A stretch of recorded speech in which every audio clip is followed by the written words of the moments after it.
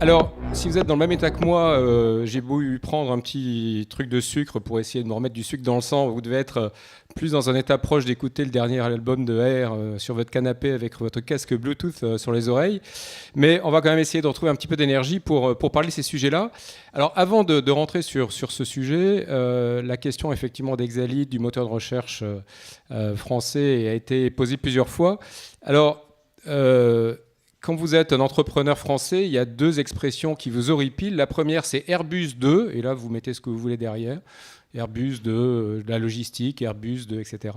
Et puis, il y a le Google français ou le quelque chose français à la française. Voilà, les deux termes qui m'hérissent le plus, c'est à la française et Airbus 2.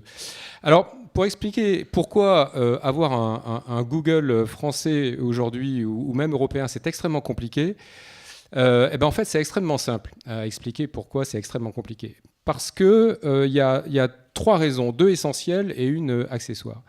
La première raison, c'est qu'un moteur de recherche, c'est un outil, ce n'est pas une application. C'est un outil du quotidien qui relève par exemple d'une voiture. Et que si vous voulez vous imposer face à Google, vous avez deux options. Soit vous faites le clone de Google, mais dans ce cas-là, pourquoi prendre la copie et pas l'original ? C'est ce qu'a fait Bing, par exemple, Microsoft avec Bing. Et ça, c'est pas possible. Deuxième possibilité, vous essayez de vous distinguer. Donc, par exemple, pour reprendre l'analogie de la voiture, vous faites une voiture avec un volant carré, parce qu'évidemment, tout le monde sait que pour prendre les angles droits dans les croisements, les volants carrés sont beaucoup plus efficaces que les volants ronds, n'est-ce pas ? Et donc vous innovez en termes d'usage. Et dans ce cas-là, vous vous heurtez au fait que, d'accord, les volants carrés, c'est mieux pour prendre les virages des carrefours, mais n'empêche que tout le monde aime les volants ronds, et donc vous ne pouvez pas vous imposer. Donc ça, c'est un blocage d'usage absolument fondamental sur un utility comme un moteur de recherche. Donc aucun moyen d'innover et de s'imposer. La deuxième raison, pour laquelle c'est très difficile de faire un Google à la française, c'est que à l'époque, en tout cas, où nous avons fait ça, donc nous avons essayé de faire un Google grand public en 2005. Les possibilités de faire des séries B, séries C, etc., qui auraient été nécessaires pour financer la croissance d'Exalid étaient beaucoup moins facile à faire qu'aujourd'hui, même si aujourd'hui c'est toujours pas très facile à faire. À l'époque, c'était vraiment extrêmement difficile. Voilà. Donc, enfin, le vrai sujet face au moteur de recherche, c'est que c'est un outil du quotidien et qu'on peut pas changer impunément la forme de l'outil. Et donc, si on change pas la forme de l'outil, pourquoi changer d'outil ? Voilà. En fait, c'est assez basique. Le moteur de recherche a un modèle d'affaires qui repose sur la publicité, et donc on ne peut faire un moteur de recherche que si on possède en même temps une régie publicitaire qui sert à monétiser. Si on a la régie publicitaire, il faut le trafic pour bootstrapper la régie et vice-versa. Donc c'est deux conditions absolument consubstantielles pour arriver à réussir, et nous n'avons ni les moyens ni le trafic de bootstrapper une régie publicitaire. Voilà les trois raisons pour lesquelles il est impossible, à mon avis, de faire un Google à la française ou à l'européenne aujourd'hui. C'est un outil et c'est comme ça. Voilà, fermez le banc. Donc voilà, j'ai répondu, j'ai pas botté en touche. Bon. Alors ensuite, je dois vous dire que lorsque Albert m'a appelé pour me demander de participer, je lui ai d'abord dit non, parce que, comme il l'a précisé, j'ai eu plusieurs vies, une longue vie dans la technologie. Depuis 2 ans, je me lance dans une carrière d'artiste photographe, et que j'essaie de libérer du temps pour faire tout ce qu'il faut, c'est-à-dire prendre des cours d'histoire de l'art, produire des livres, des séries, faire des masterclass, etc. Et que me faire rappeler en permanence en arrière sur mon passé technologiste, c'est assez frustrant. Même si je suis académicien de la technologie par ailleurs, et je continue quand même à avoir une activité sur ce sujet. Alors, on a discuté et en fait, il a réussi à me persuader, comme quoi il est fort, que les deux sujets qui me taraudaient à titre professionnel sur le numérique et à titre plus récent artistique dans la photographie étaient les mêmes. Ce sujet, c'est l'enfermement. Et on arrive donc au sujet de cette intervention, l'enfermement et les réseaux sociaux. Donc, j'ai eu plusieurs vies, tu l'as rappelé. J'ai été enseignant-chercheur pendant 15 ans. J'ai été entrepreneur pendant 10 ans. Je suis resté chez Dassault Systèmes quelques années. J'ai été également consultant. J'ai accompagné les grands groupes dans leur transition numérique. Et plus ce monde numérique que je connais depuis 1993, c'est-à-dire j'ai eu dans mes bureaux chez Digital Equipment le premier navigateur NCSA Mosaic. Il y avait moins de 100 serveurs web à l'époque, hein, quand j'ai commencé à jouer avec. Donc on peut dire que j'ai suivi cette révolution depuis le début. Et plus les années passées, j'ai connu évidemment la révolution interne, l'éclatement de la bulle Internet en 2000, date à laquelle on a fondé Exalid. Et plus les années passaient, plus je développais une espèce de malaise sur ce qui était en train d'arriver à ce monde-là.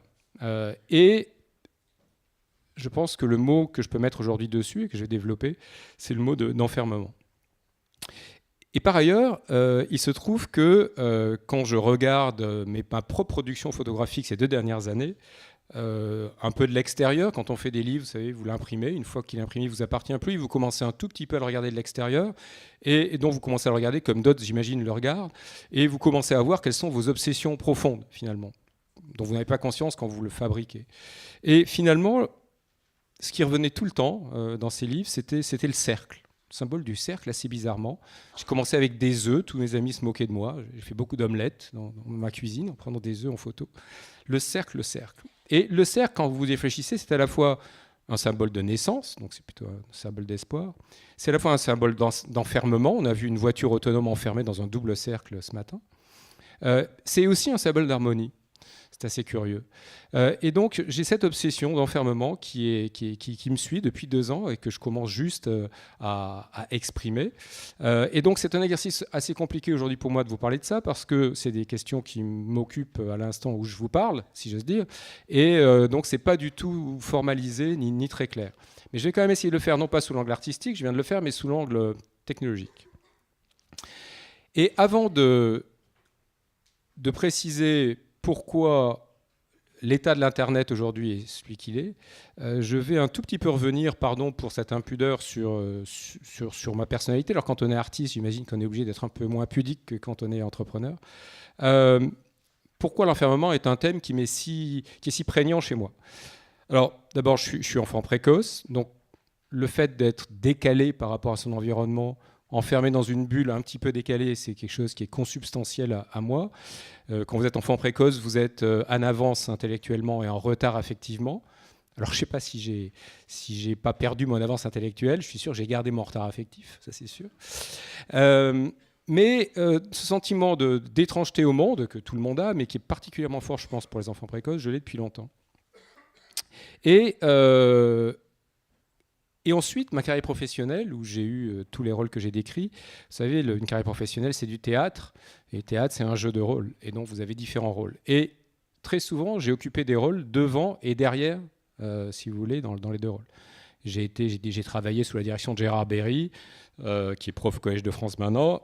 J'ai été aussi son patron quand j'ai été directeur adjoint à l'École des Mines de Paris. De la recherche, pardon.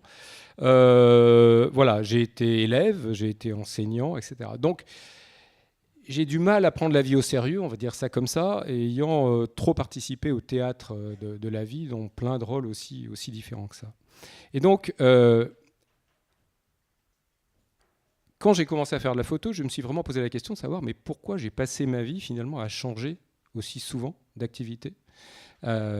Et je pense que la réponse, c'est l'enfermement. C'est-à-dire que fondamentalement, chacun d'entre nous avons un certain nombre de dimensions dans lesquelles on se situe. Alors ça peut être la race, la religion, la nationalité, la région, que sais-je encore. Oui, ça va faire court. Et donc, je pense que chaque fois que j'ai atteint une certaine forme de reconnaissance d'une communauté, je l'ai ressenti non pas comme un plaisir, mais comme un enfermement, comme une réduction de ma personne à cette seule dimension.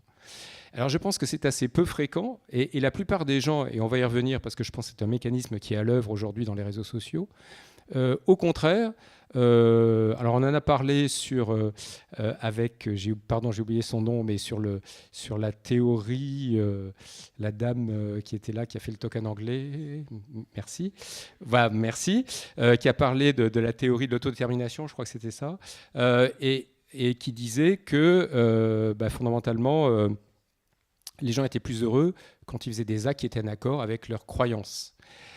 Mais en même temps, je pense que il y a un mécanisme de défense humain qui est assez fondamental, qu'on a tous, moi y compris, même si je le fuis, qui est un mécanisme de soumission volontaire à une pensée, un dogme, une personne, quelque chose comme ça. Et finalement, l'échange, le deal, c'est un échange de cette soumission volontaire à quelque chose qui n'est pas moi. J'ai une sorte d'apaisement de l'âme, on va dire ça comme ça. Donc la religion, c'est typique.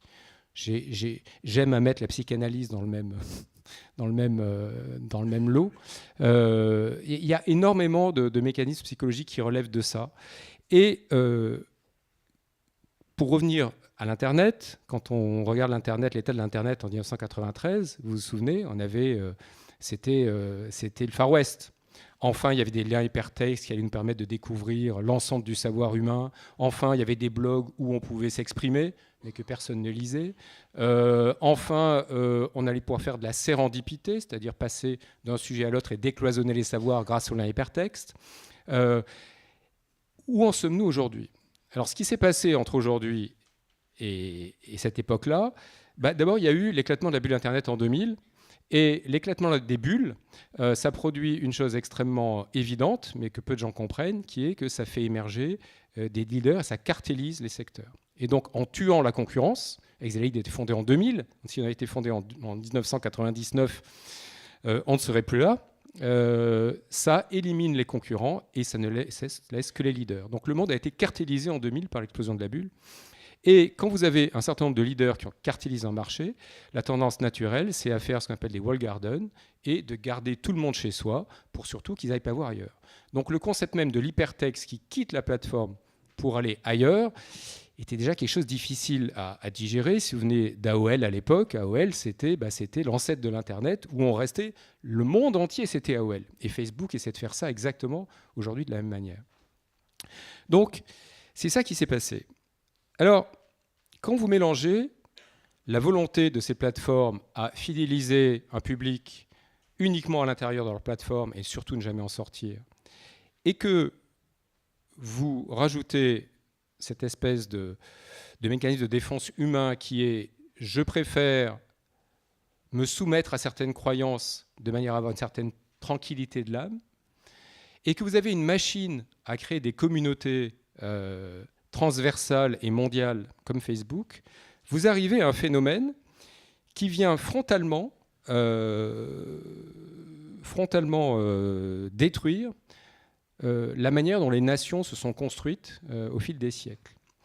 Quand vous êtes un citoyen d'une nation, de la nation française par exemple, depuis toujours, vous êtes français, vous êtes peut-être d'origine algérienne, vous êtes peut-être juif, vous êtes peut-être homosexuel, vous êtes peut-être noir, vous êtes peut-être, je ne sais pas, il y a plein de communautés qu'on peut imaginer comme ça. Mais fondamentalement, la dimension prépondérante, c'était la dimension nationale. Elle était toujours plus forte, plus grosse que les autres. Et donc, vous aviez une autre caractéristique, c'était vous viviez dans votre village, et de cette notion de distance a été en filigrane dans toute la journée. Vous aviez une proximité, une distance avec les gens avec lesquels vous parliez. Et donc, vous parliez avec des gens qui étaient différents de vous. Vous étiez peut-être le notaire, mais vous parliez avec le boucher, etc. Donc, la distance et l'invention de la voiture, qui a été également longuement développée, n'est pas du tout comparable avec l'invention des réseaux sociaux. Pourquoi ? Parce que l'invention des réseaux sociaux a donné à chaque individu une extension de l'ensemble des dimensions auxquelles il appartient, disons de taille comparable. Vous êtes peut-être, je ne sais pas, on va dire, vous êtes, je veux pas, pareil, je suis blanc, caucasien, machin, etc. Mais vous êtes, je ne sais pas, homosexuel, voilà. Vous vous sentez homosexuel avant tout et français après. Ou vous êtes, je ne sais pas, juif. Alors les juifs, la diaspora est peut-être plus ancienne que les réseaux sociaux. Mais enfin, vous voyez ce que je veux dire. Vous avez un certain nombre de dimensions qui subitement deviennent de taille comparable. Et donc le vivre ensemble, qui était imposé avant par le fait qu'il y avait une dimension plus forte que les autres, qui était la dimension géographique dans laquelle centrait la vie, devient subitement en concurrence avec des dimensions qui sont des dimensions de taille mondiale, donc aussi importantes. Et cette fois-ci, vous devez arbitrer entre toutes ces choses-là. Donc quand vous rajoutez encore à ça la capacité qu'ont les communautés sous Facebook de s'hyper spécialiser. Moi, pour revenir par exemple aux homosexuels, je suis frappé par par les sigles LGBT, bientôt il y a XYZT, enfin voilà, vous êtes dans la sous-communauté uniquement qui correspond à des pratiques extrêmement pointues où il y a 3 personnes dans le monde qui font la même chose que vous, quoi.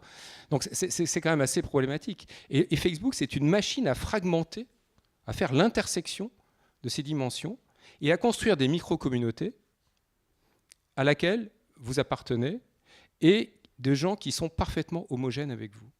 Autrement dit, vous avez des gens dont vous percevez l'importance aussi importante au niveau mondial que ce que vous perceviez l'importance de la nation pour vous, et qui pourtant sont exactement vos clones.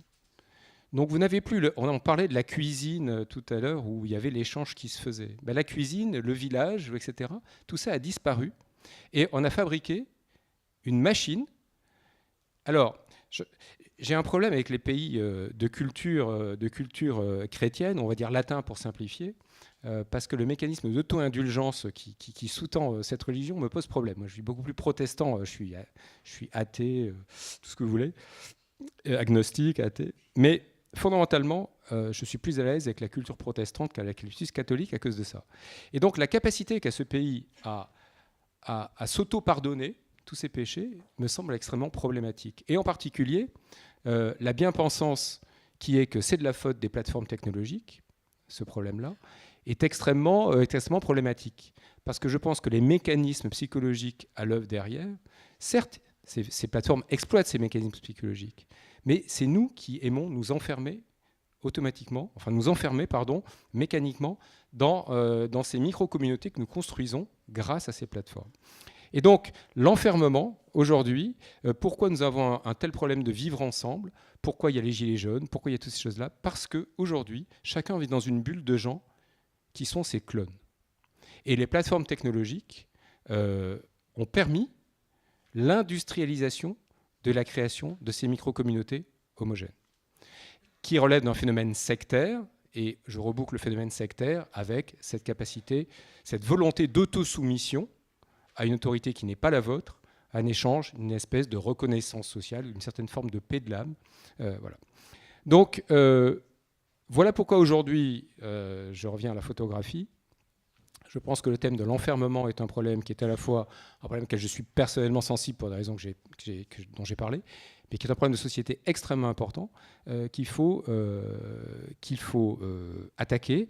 Et à l'ère où les fake news sont partout et où Donald Trump n'est pas à l'origine des fake news.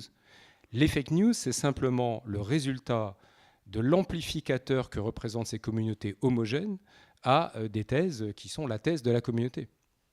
Et Donald Trump n'est que le représentant, le flagship de cette tendance-là, mais il n'en est pas la source, loin de là. La source, elle est à chercher bien ailleurs.